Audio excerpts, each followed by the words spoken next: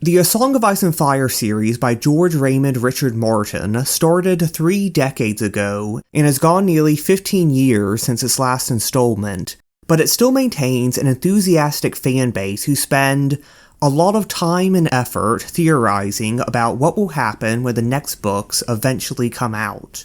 One of the most enduring of these mysteries involves the identity of Azor Ahai, the most important character in all of A Song of Ice and Fire. We're told that he was a hero in the mythic past during the Long Night when the forces of darkness threatened to destroy mankind. He, wielding the flaming sword Lightbringer, drove them back and saved the world. And now, as this threat returns from the north, many characters put their hope in a prophecy that Azor Ahai will return. His rebirth will be heralded by falling stars, and it will occur among smoke and salt. He will wake dragons out of stone, and he will wield a burning sword. He will then defeat a satanic figure known as the Great Other and cause the world to be reborn. It is often assumed that Azor Ahai is synonymous with other mythic figures that we hear about, like the Prince That Was Promised, the Last Hero, or even the Stallion Who Mounts the World. And though he is always referred to as male, we're also told that this may be a translation error, and the wording used in the original prophecy is gender neutral. There have been many proposed candidates who could fulfill the criteria for Azor Ahai Reborn, but there is one who is conspicuously absent in mainstream discourse, one discussed only in hushed whispers on the furthest corners of the fandom. But I think it's finally time that we hear the case out for a radical theory that may change the way you look at A Song of Ice and Fire. Now for context, Homestuck is a webcomic started in 2009 by Andrew Hussey, and already I'm realizing that this video is probably a mistake, because I've built my brand talking about weird fantasy and sci-fi books. So I imagine there's a lot of people in my audience who know nothing about Homestuck, and it would take literal hours to explain even the basics of it. And I bet there's also a lot of people who are already way too familiar with Homestuck and need no introduction. But to keep it brief, Homestuck is a postmodern science fantasy multimedia lit RPG. Its story begins with 4 kids who play a video game called Spurb that physically transports them into the game world and forces them to take part in an epic fantasy quest. Like any good RPG players, they largely neglect the main quest in favor of side missions, setting them on a convoluted course of events involving time travel, Lovecraftian gods, ectobiological cloning labs, infinite money glitches, literal breaking of the fourth wall, and leads to the kids making contact with the Trolls, a species of aliens from the planet Alternia who are playing their own session of Spurb. The Trolls come from a dystopian world where might makes right. All of them start the story being the equivalent of about 13 years old, but even at that point, all of them have already faced great struggles to survive. And all of them have rather extreme neuroses and exaggerated personality traits that make their interactions, frankly, fascinating to read. Over the course of the comic, we learn more and more about them, until they begin to outshine the original 4 kids in their depth of character and the attention they receive from the narrative. And if we look at them through the lens of prophecy, then we can draw some interesting connections. There is Eridan Ampera, the Prince of Hope, who is indubitably the most intelligent and handsome of all the trolls, with impeccable taste and fashion. There's Solix Captor, who is literally the last hero, the last of the 12 trolls to enter the medium. There is Ecrius Zahok, who is an obvious candidate to be the stallion who mounts the world. But all 3 of these characters end up as failures in one way or another, even, I fear to say, dear sweet precious Eridan. If we want to find someone who can truly take the mantle of Azor Ahai, then there is only one viable candidate, Vriska Circuit. Let's go over her credentials. Like every major character in Homestuck, she was created out of slime in Paradox Space, and then sent down to her planet in a meteor. She landed along the coast in a falling star amidst smoke from the meteor and the salt of the sea. She is quickly initiated into the violent culture of Alternia, and in combat we can see her wielding the Ancestral Awakening Sword, which glows with a blue aura, some kind of blue flame perhaps? And in one very important event from her backstory, she uses her telepathic mind powers to awaken a long-dormant dragon. And I should note that Vriska Circuit, being the savior Azor Ahai, is only fitting to the themes of A Song of Ice and Fire, given that she is not exactly a conventional hero. Or, at least, she could be described as someone who is very convinced of her own role as the savior and behaves accordingly. She acts on her own judgment without asking for anyone else's permission or advice, even when it's their lives she's putting on the line. She believes she knows what's best for everyone, and she will force her will upon them regardless of their own wishes. She will bully, manipulate, and coerce people to achieve her ends, and if anyone gets in her way, she will not hesitate to cut them down. Many fans of A Song of Ice and Fire have already speculated that we shouldn't expect Azor Ahai to be necessarily a good person, mostly stemming from the old myth that he acquired his power by slaying the love of his life, Nisa Nisa. One obvious parallel is Vriska murdering Tavros after previously trying to romance him. But personally, I think there's only one person who can be described as the love of Vriska's life, and that is Vriska. And indeed, it's only by engineering her own death, by sacrificing her own life, the thing she values above all else, that she is able to achieve her full power by reaching God tier. And then, skipping ahead another 5,000 pages, spoiler alert by the way, Vriska fulfills the prophecy.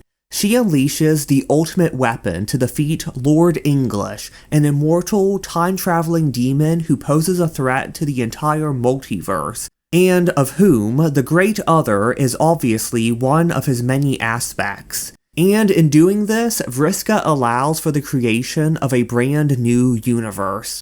Vriska Circuit is a transgressive subversion of the heroic archetype, embodying the themes at the heart of A Song of Ice and Fire. She is someone whose behavior many readers will find abhorrent, but whether you like it or not, she is the savior of the multiverse. As she herself puts it, you don't have to be a good person to be a hero. Of course, many of you will now point out what you perceive as a fatal weakness in this theory. A Song of Ice and Fire and Homestuck are two separate IPs by two separate authors. This theory could only make sense if we assumed that George R.R. Martin had a hand in the creation of Homestuck, and that's obviously ridiculous. Or is it? First, let me dispel the strawman version of this theory. No one is claiming that Martin made Homestuck all by himself, working away on his DOS machine. He did not write in all the computer programming jokes. He did not draw the Sweet Bro and Hella Jeff comics. I'm pretty sure he has no idea how to make a Flash animation. But we shouldn't necessarily jump to the opposite extreme and declare that Martin had no part in the creation of Homestuck. We do know that he would later help develop lore for the video game Elden Ring, and we know that around this time, another famed fantasy author, Terry Pratchett, was a secret co-writer for the companion Vilya mod for the Elder Scrolls IV Oblivion. With that context, it's not necessarily outrageous to suggest that George R.R. Martin might have had a role in the conceptualization of Homestuck, tying it in with the canon of A Song of Ice and Fire. Both of these stories follow a similar template. They are both sprawling narratives centered around characters with wildly divergent personalities and agendas, yet all of whom have their own unique perspective that is explored within the narrative. Bad guys sometimes win, good guys sometimes lose, and sympathetic characters can both end up in conflict with each other. And while this main plotline plays out, mysterious supernatural forces lurk in the background, manipulating the characters to their own ends. But still, you might think, A Song of Ice and Fire mostly follows the conventional structure and aesthetics of a fantasy epic, whereas Homestuck is this much more genre-spanning, postmodern, multimedia mess of a webcomic. How exactly do you get from one to the other?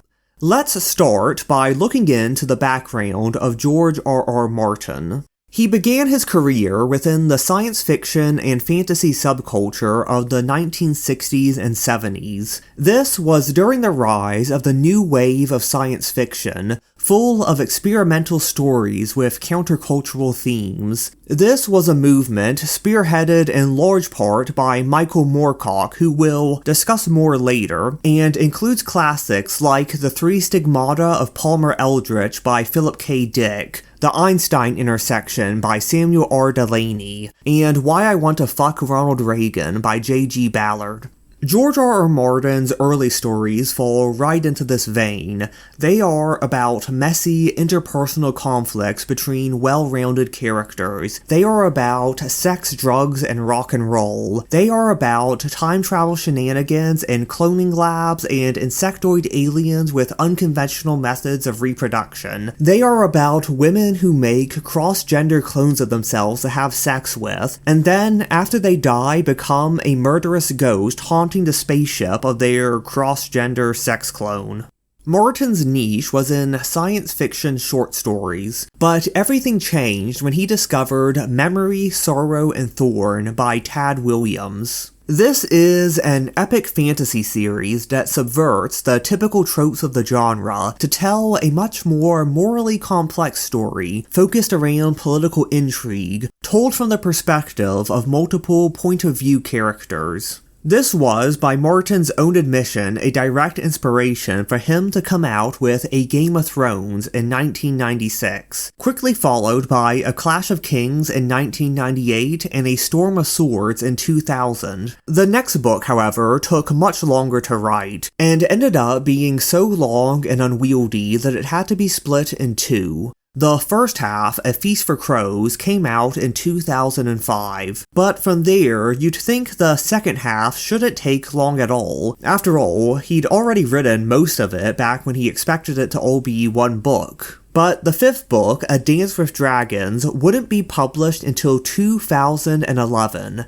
That's a 6-year wait, way longer than for any of the books he had written from scratch. It's obvious that something had distracted him.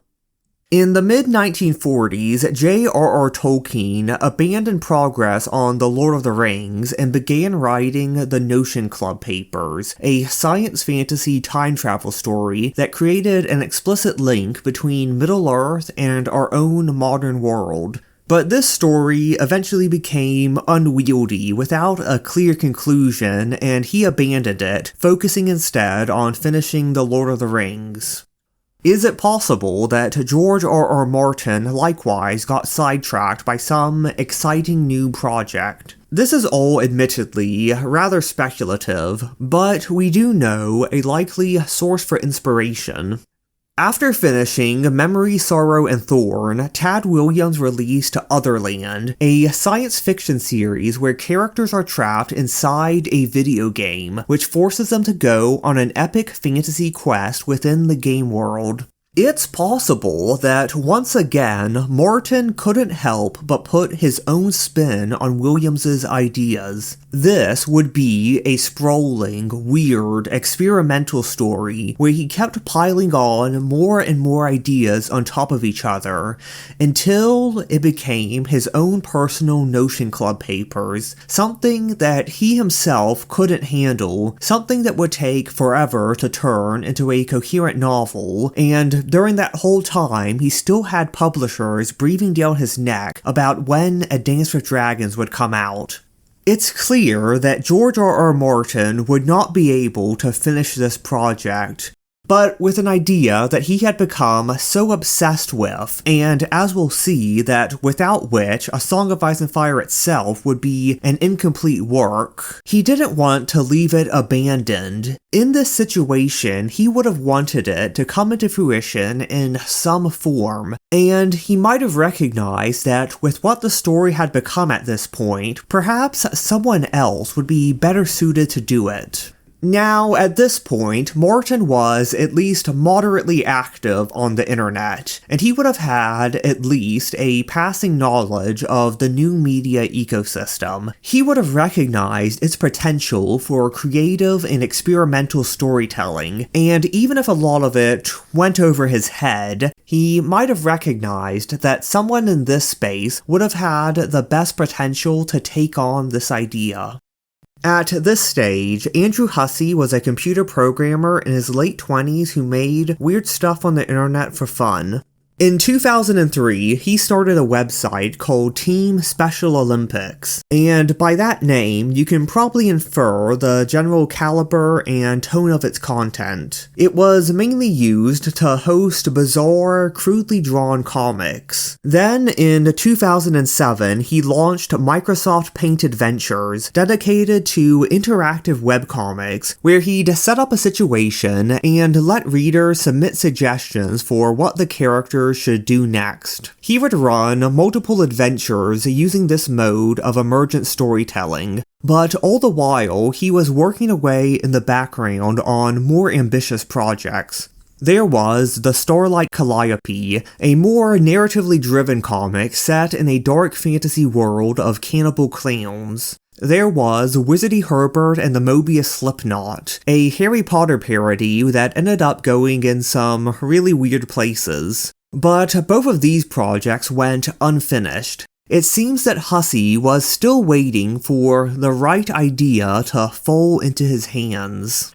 Now, at a glance, there isn't an obvious link between George R.R. Martin and Andrew Hussey. They belong to different generations. They work in different modes of media. One of them, even at this point, is far more commercially successful than the other.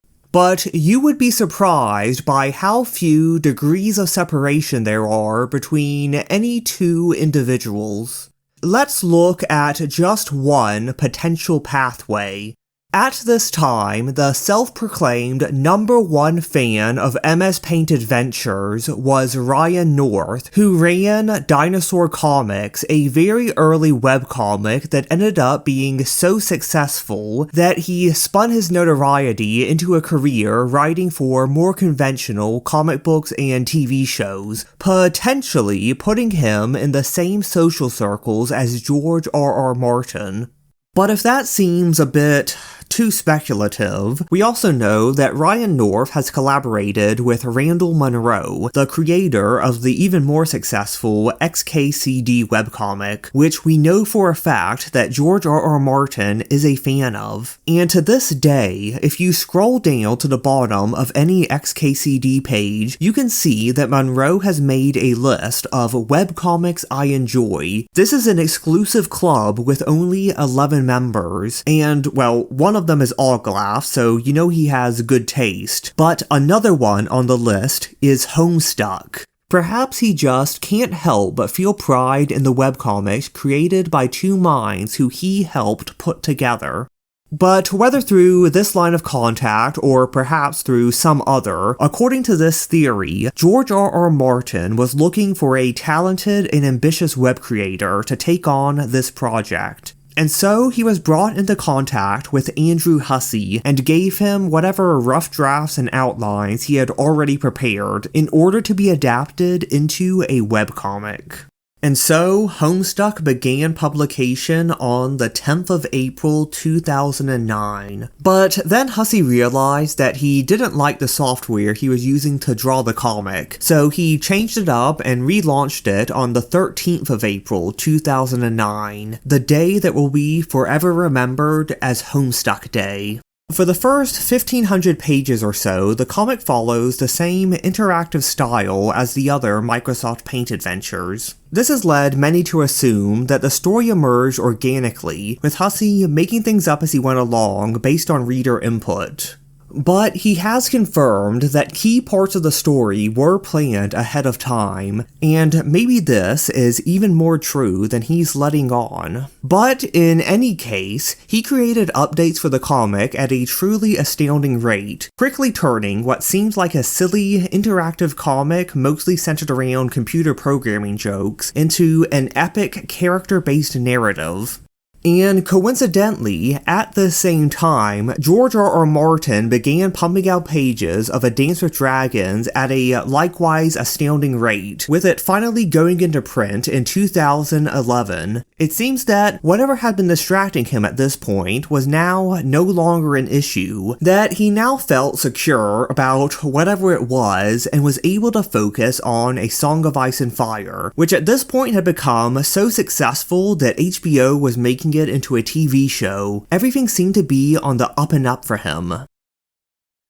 Except for the fact that it's now been 14 years. Homestuck has long since wrapped up, but we have yet to see even another book in the A Song of Ice and Fire series. We'll get more into this topic later, but it seems that just as Martin seemed on the verge of completing his magnum opus, things started to fall apart.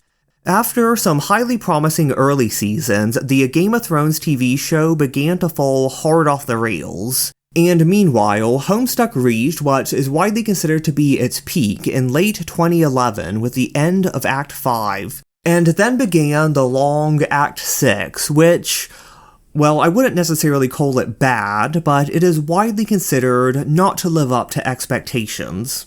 Maybe the stress of seeing his vision fall flat weighed on Martin and created a sense of perfectionism that stalled progress on A Song of Ice and Fire. And while he was procrastinating on that, it might be that he couldn't help but revisit Homestuck. The comic had concluded in 2016, but its ending still left many questions unanswered.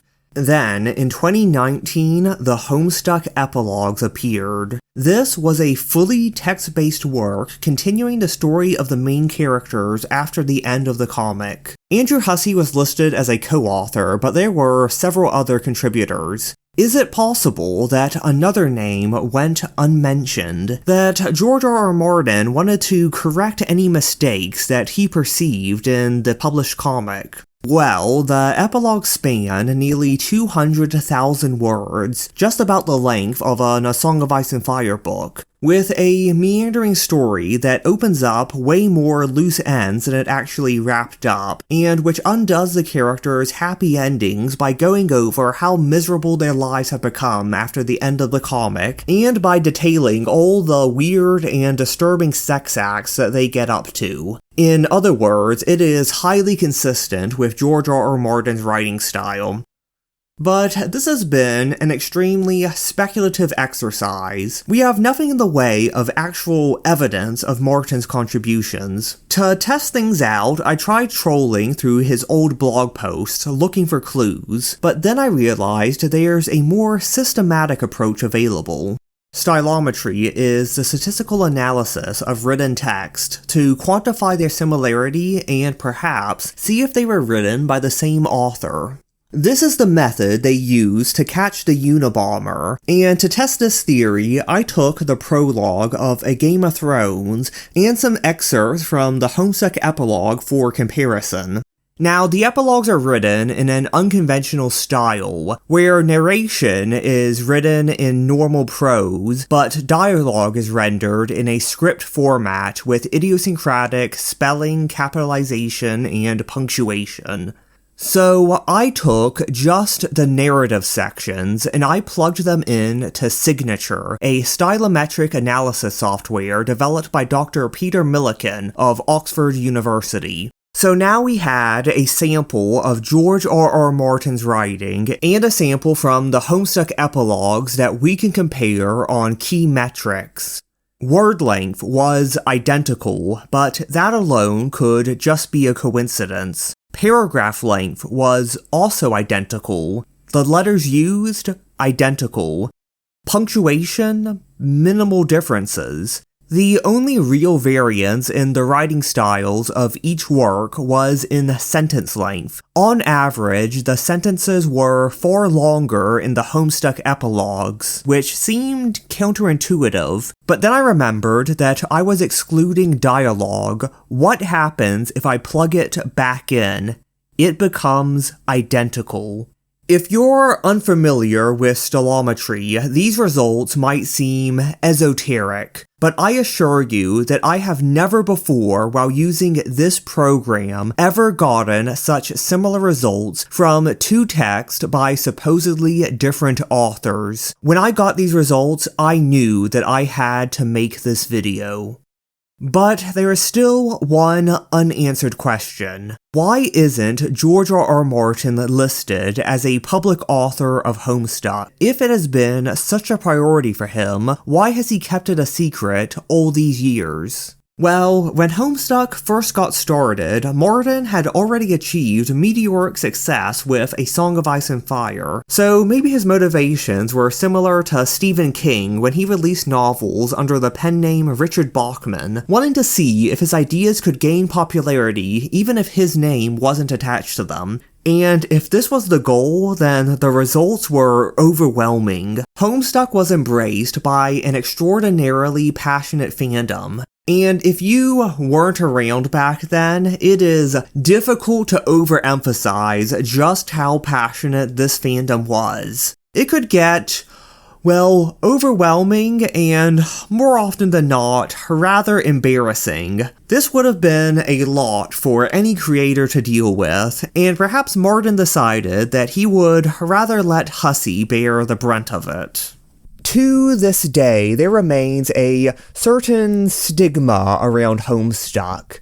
I know I'm going to get plenty of comments saying, why are you still talking about Homestuck in 2025? Vexread, what is this trash? This is cringe, unsubscribed. But the thing is, I refuse to be kowtowed. Homestuck is a good webcomic. Homestuck is a great webcomic. I don't care if you had a bad experience with a Nepeta cosplayer in 2015. I'm not going to throw out The Catcher in the Rye just because of Mark David Chapman. And the thing is, if you were already subscribed to this channel, if you clicked on a video about Azor Ahai, you're in no place to judge. You can't act like the Worm Ouroboros or Conan the Barbarian or Night Flyers is great literature, but Homestuck is beneath you. You can't say that Dune is literature with the infinite clones of Duncan, Idaho subduing the honored martyrs of their sex powers. You can't say that that is literature, but Homestuck is cringe. Homestuck is the culmination of the tradition. You must reckon with it.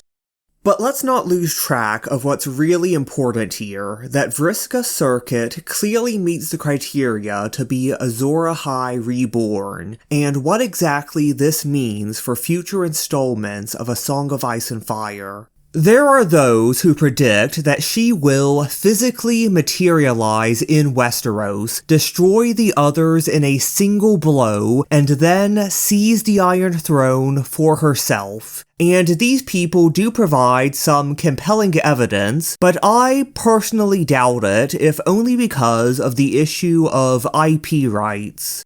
With George R.R. Martin being the secret co-author of Homestuck, I don't think he would necessarily have the rights to use its characters in A Song of Ice and Fire. But if there's any copyright lawyers in the audience, you can probably elaborate in the comments on the exact nuances of the situation.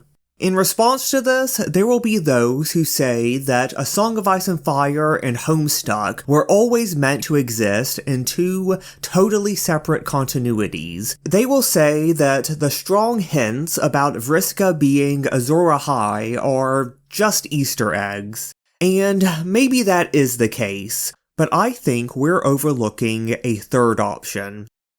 The world of Ice and Fire, commonly referred to by fans as Planetos, is very mysterious. We hear whispers about gods and magic and prophecy and things that happened in the mythic past, but the details are not clearly explained, and given that George R.R. Martin loves to pull ambiguous endings, it's likely that we'll never get an explicit answer. However, I do think that we will get plenty of hints, and it may very well be that those hints will tie the world building and themes of A Song of Ice and Fire together with Homestuck. The existence of a multiverse is built into the very premise of Homestuck. There, a single universe is contained within an entity called a Genesis frog, and these entities reproduce using the video game Spurb. The end goal of each session is for players to breed a new frog containing a new universe. Planetos is a world primarily inhabited by humans, but which doesn't match any known point on the history of Earth A, Earth B, or Earth C. Therefore, we can conclude that it was probably created in a Spurb session played by humans other than the ones that we see within the comic. And we know for a fact that such sessions did occur. We even know that one of these other players, a man known only as Fedora Freak, succeeded in entering the medium and achieving God tier. It's very possible that he went on to receive the ultimate reward. None of the Spurb sessions that we witness in Homestuck have been played exactly as intended, and it would seem that this is no exception. In Planetos, there are legends that the world used to have 2 moons, but that one of them was destroyed.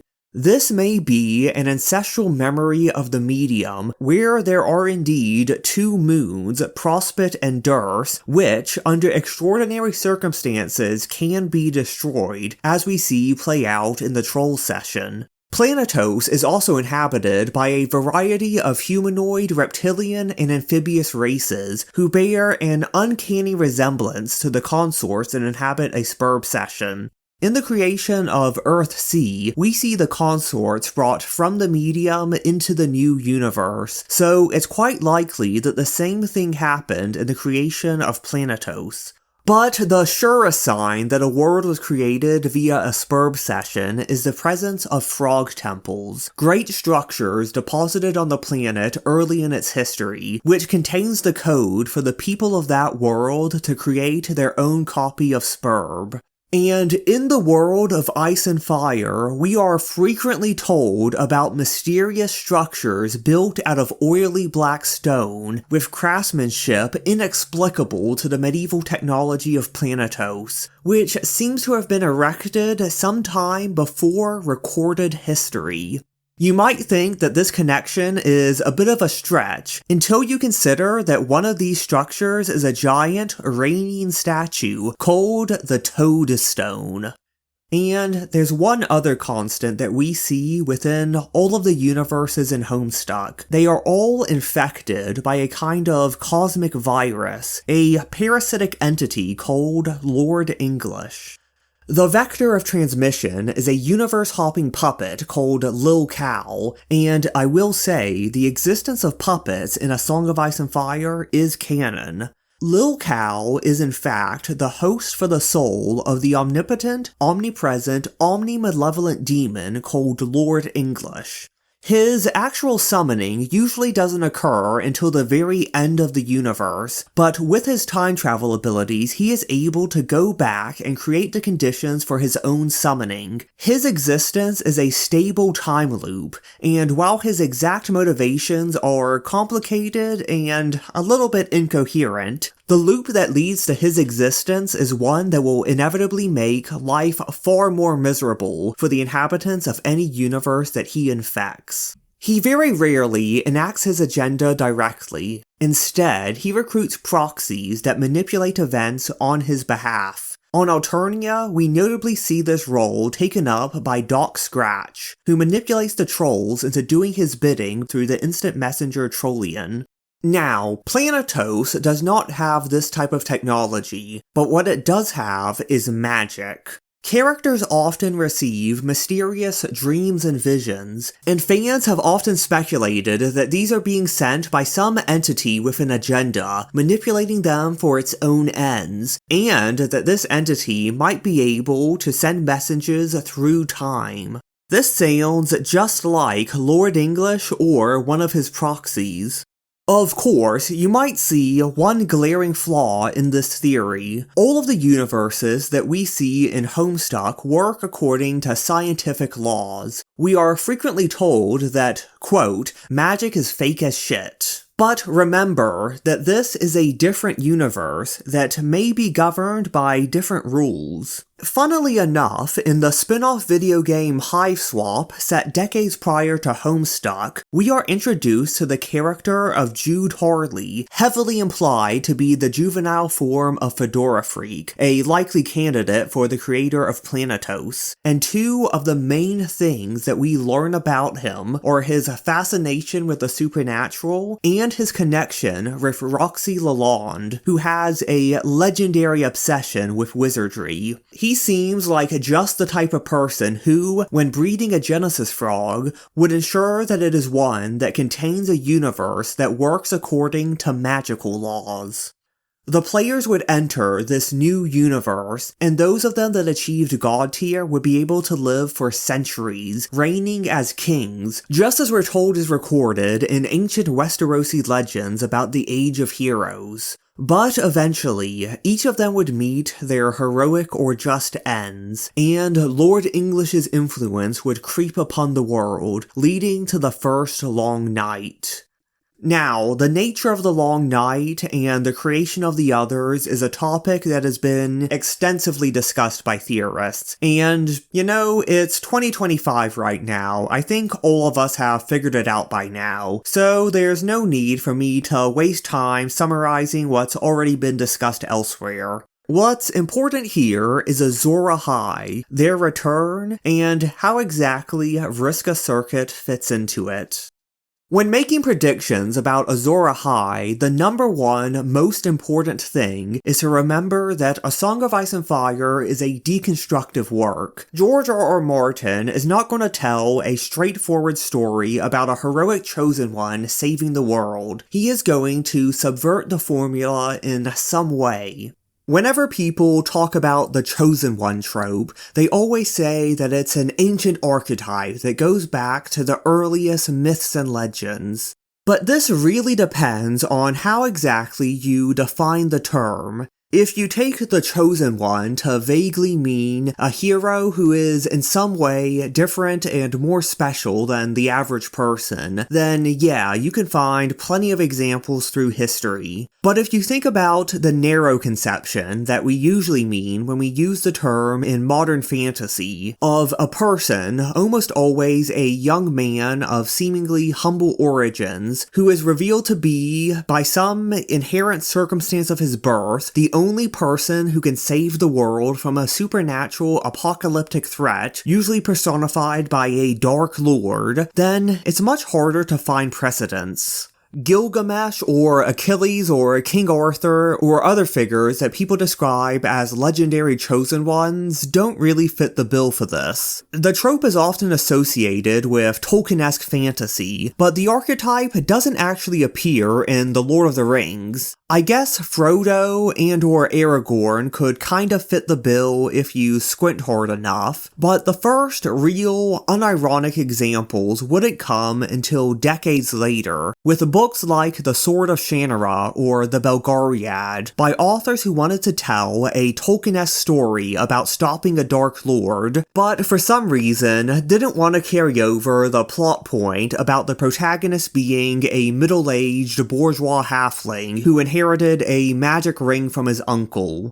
They decided that a young farm boy would be more relatable, but they had to explain why this random nobody is facing up against the Dark Lord, so they had to come up with some explanation about magic bloodlines or vague prophecies that make him the only one who can do it.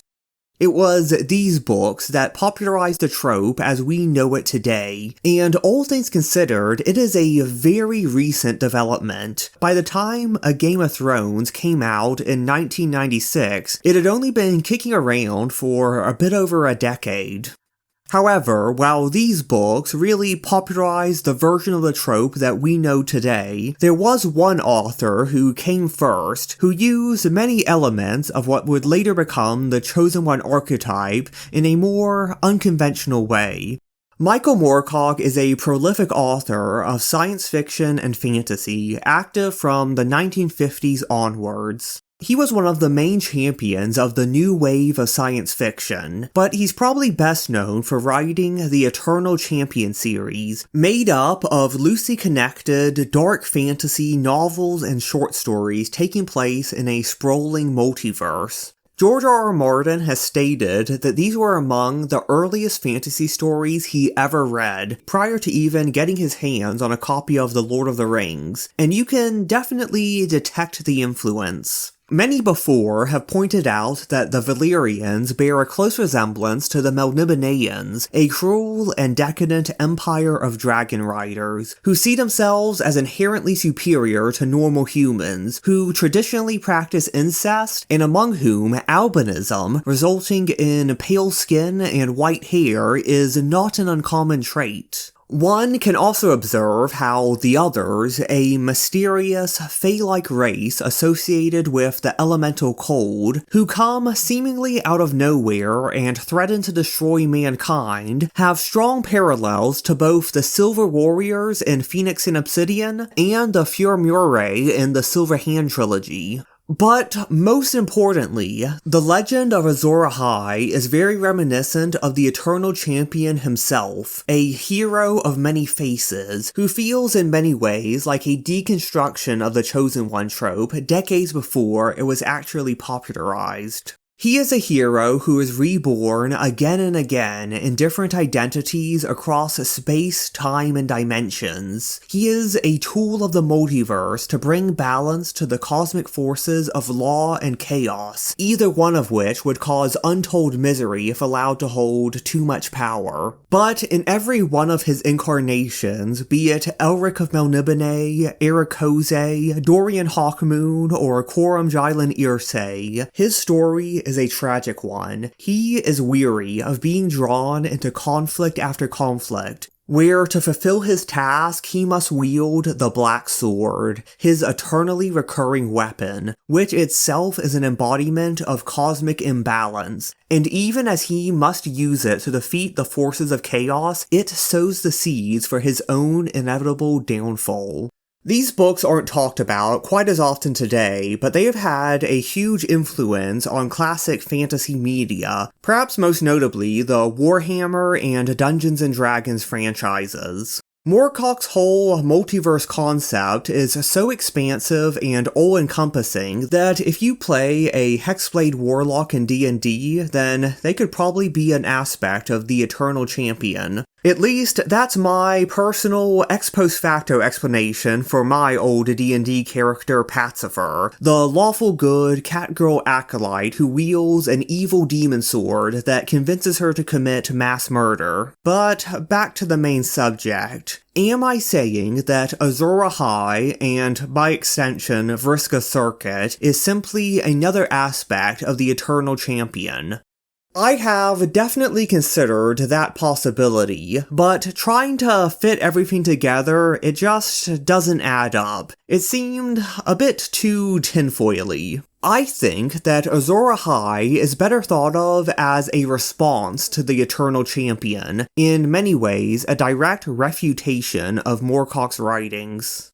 You see, Martin was definitely inspired by Moorcock, but the two of them also have a lot of differences in their approach. Moorcock belongs to the old pulp tradition, focused on shorter works pumped out at a fast rate. He's famously capable of writing an entire novel over the span of 3 days, but the thing is, there's a bit of an inverse relationship between quantity and quality. Moorcock's Eternal Champion stories are, Well, very hit or miss. There's definitely some truly great ones, notably the early Elric stories, but others can be, well, formulaic, unpolished, poorly paced, with shallow characterization, especially a shallow portrayal of the female characters, and a somewhat incoherent presentation of the main themes. And those themes are very important to our analysis. You see, Michael Moorcock is a political anarchist, and this is essential to understanding his work.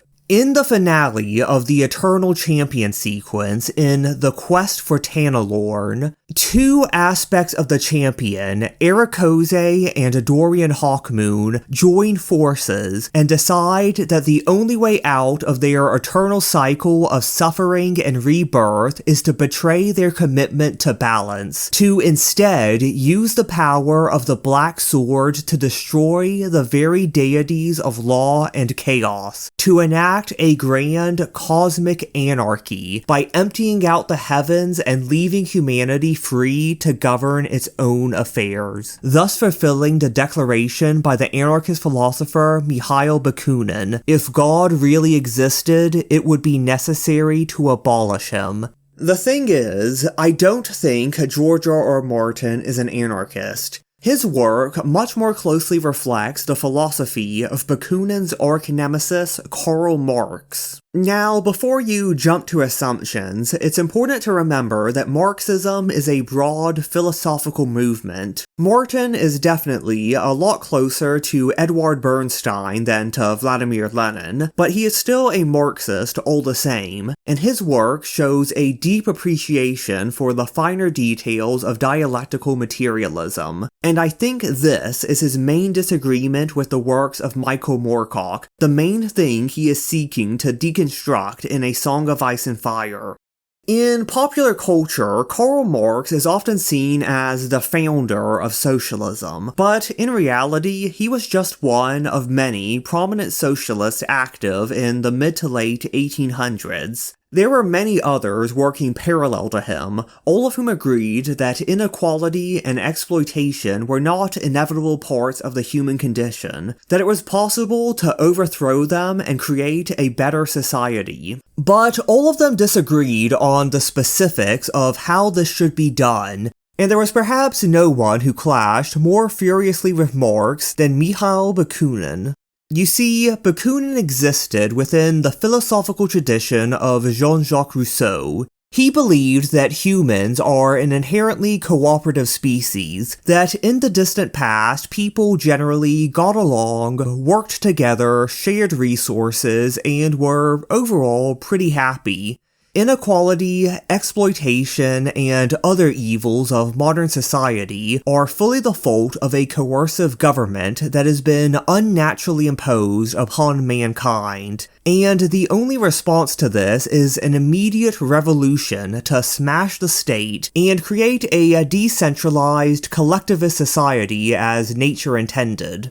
His ideas on how this revolution would be achieved are somewhat contradictory. He put a large emphasis on secret revolutionary societies who would lead the charge to overthrow the state. But he also stated that revolution follows set patterns, that the masses will spontaneously rise up when the moment comes, making the role of the revolutionary societies rather redundant.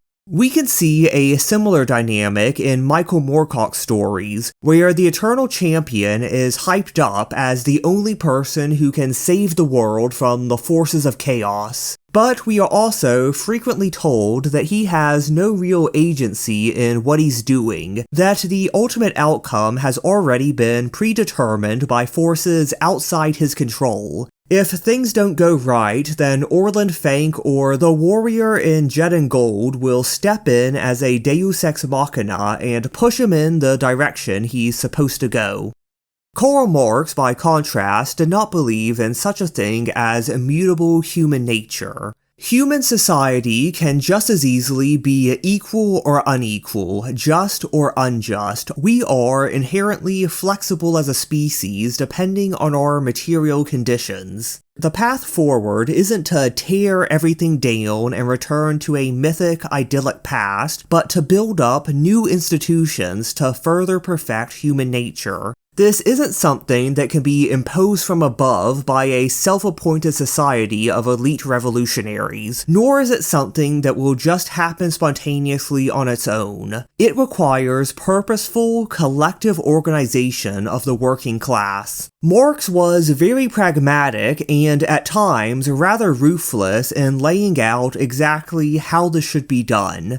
Whereas Bakunin's ideas can only really be taken up by radical anarchists, Marxism is a much more flexible ideological framework. Its basic methods and insights can be applied in a wide variety of manners, from revolutionary authoritarianism in the style of Lenin, to more moderate strains of social democracy, to whatever exactly Trotskyism entails. I don't think anyone's really figured that one out yet.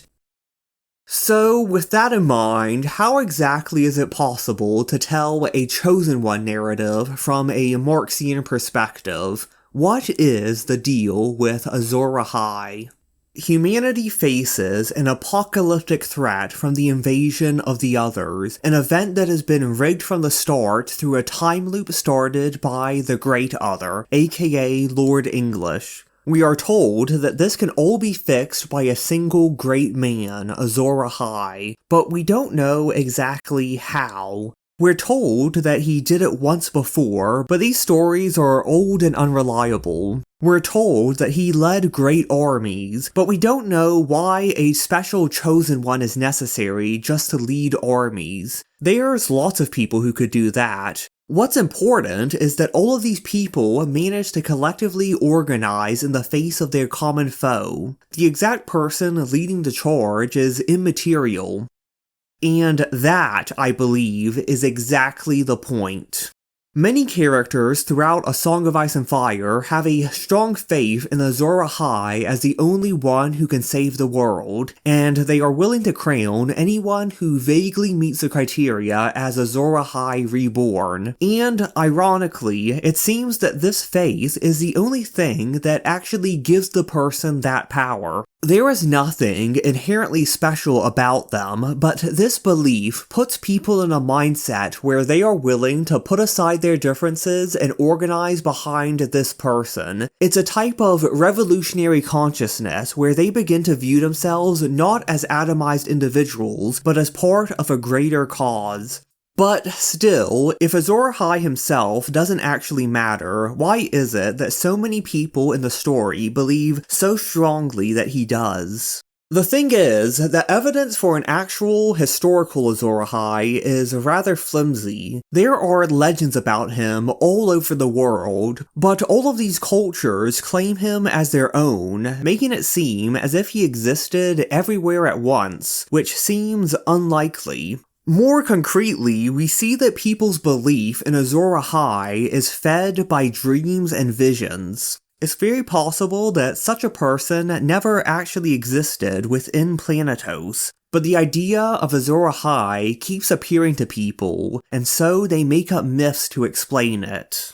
Normally, throughout the story, such dreams and visions are used by Lord English to manipulate people to his own ends, but here they are being used to bring about his own undoing. Where exactly are the people of Planetos getting this vision of a hero born amidst smoke and salt, wielding a flaming sword, who wakes dormant dragons? Where could that archetype possibly be coming from?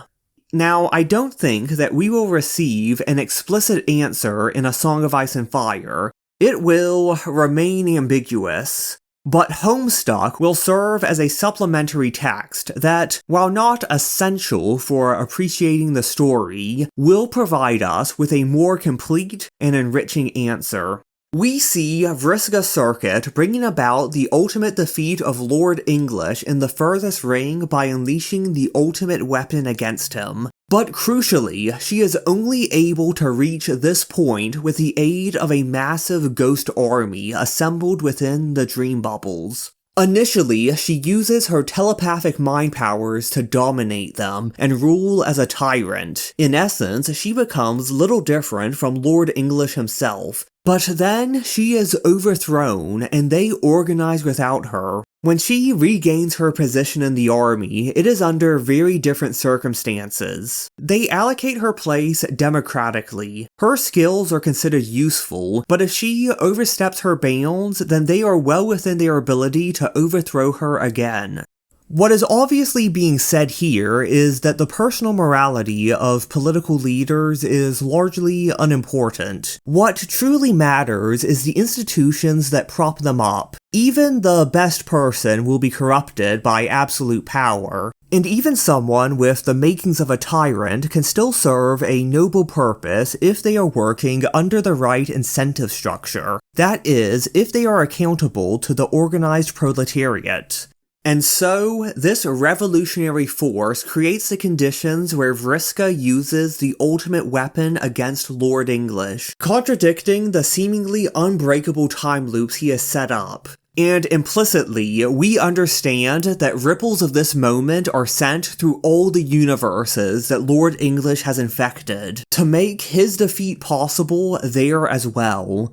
The vision of this hero reverberates through the minds of all the worlds. It undoes the false consciousness of Lord English and makes people realize that it is in their power to bring about his defeat. Much like in other George R.R. Martin stories like Under Siege, a time loop turns out not to be an unbreakable fact of the universe, but something that can be changed, the ultimate expression of human agency to reshape its own conditions, to unmake old injustices and to build up a better world.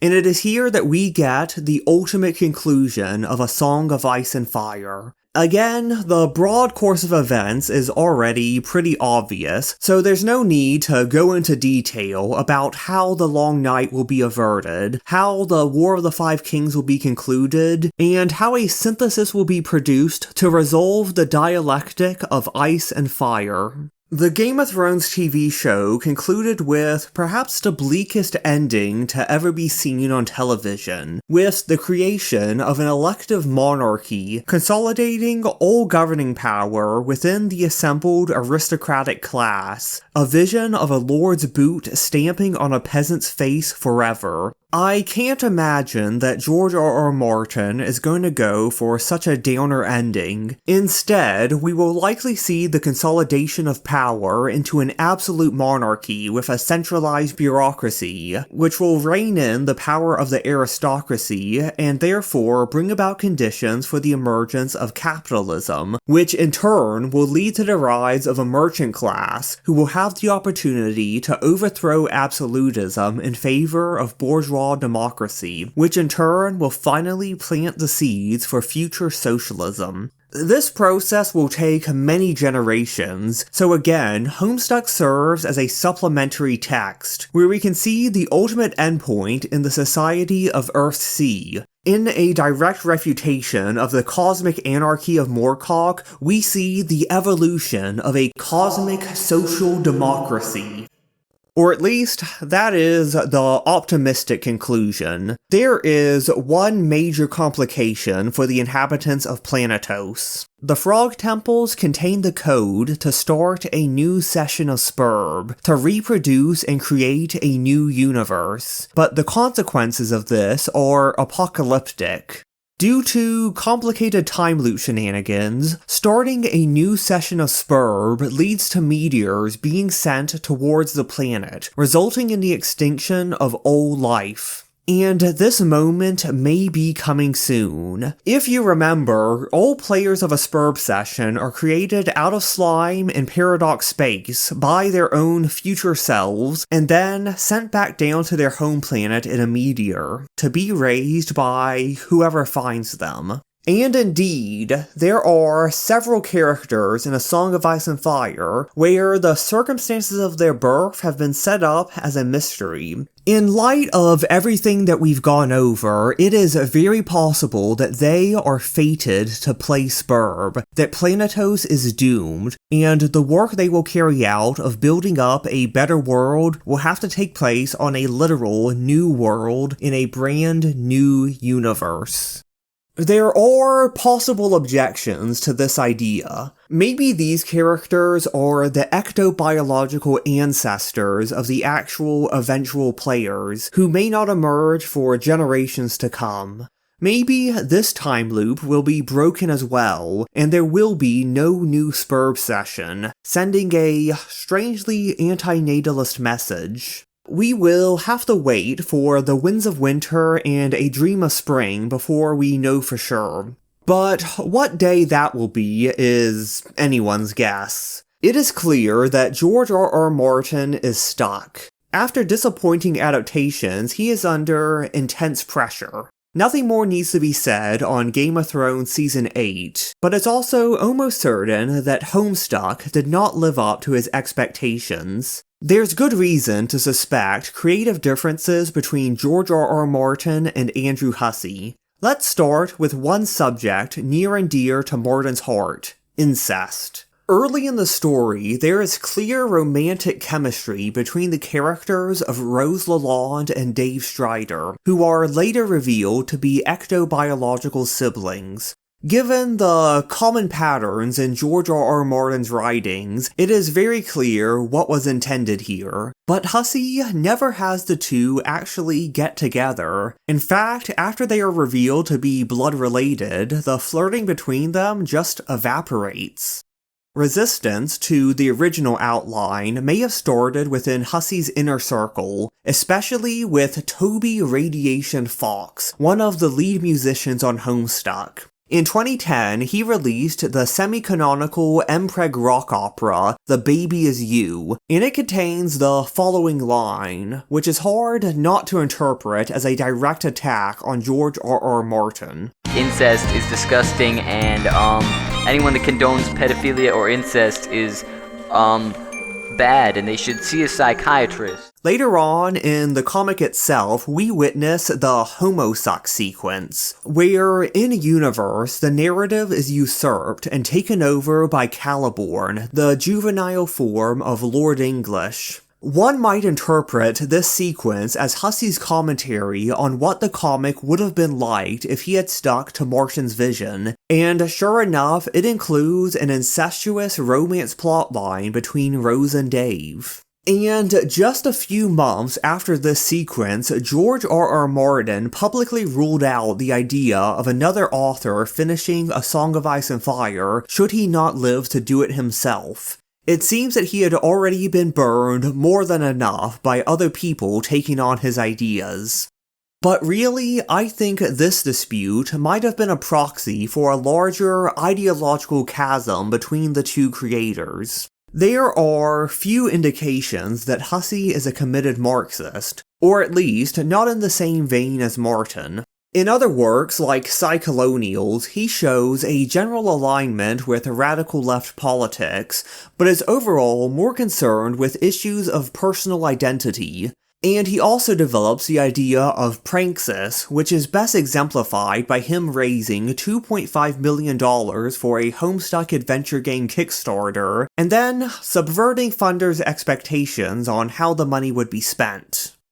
Overall, I think it's safe to say that Hussie falls somewhere downstream of thinkers like Michel Foucault. Naturally, this would have led him to approach the project in a different way, especially with the character of Vriska. It's clear that Hussie had little interest in the vision of Vriska that fits with A Song of Ice and Fire, that of the ideal social democratic politician. While there are definitely aspects of that arc that make it into Homestuck, it's very likely that they were downplayed from the original outline. Instead, Hussie tends to focus on the angle of Vriska as a Nietzschean Übermensch, an exceptional character who remakes the world around her in her own image. You'll often see the phrase, Vriska did nothing wrong, as part of high-minded, scholarly analysis of Homestuck, an observation of the narrative's moral framework which seems to bend around to justify anything that Vriska does. Ontologically, nothing that she does can be wrong. In Hussey's writing, the moral framework of the universe revolves around her. Readers of E.R. Edison's Zimianvia trilogy will notice the obvious parallels to the character of Fiorinda. George R.R. Martin tried to clear this all up in the Homestuck epilogues, but this frankly became a meandering mess with no conclusion, with the key plot points to be resolved in the sequel webcomic Homestuck Squared Beyond Canon. But development of this comic has been fraught, with infighting between what we can clearly identify as Martinite and Husseyite factions. And because I know you're wondering about the character of Yiffany Longstocking Lalonde Harley, I think it's pretty clear that Martin came up with the circumstances around her conception, but the name of the character is All Hussies. But hey, that's just a theory, a Westerostuck theory. If you enjoyed this video, then you should probably see a psychiatrist.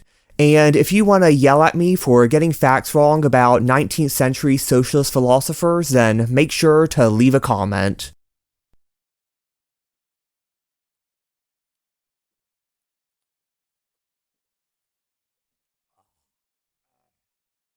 Ugh.